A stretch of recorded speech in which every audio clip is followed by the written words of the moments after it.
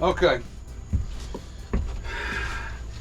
What we know so far is you have a retainer ring that holds that window in place, but it appears as if these things have been silicone glued in. I was gonna reuse these windows for another project, and I still am. The problem is the window frame's aluminum. The glass is very thin. It's not as thick as like a windshield. And I'm gonna have to be real careful taking them out because too much pressure is gonna shatter it and it's gonna bend the aluminum frame.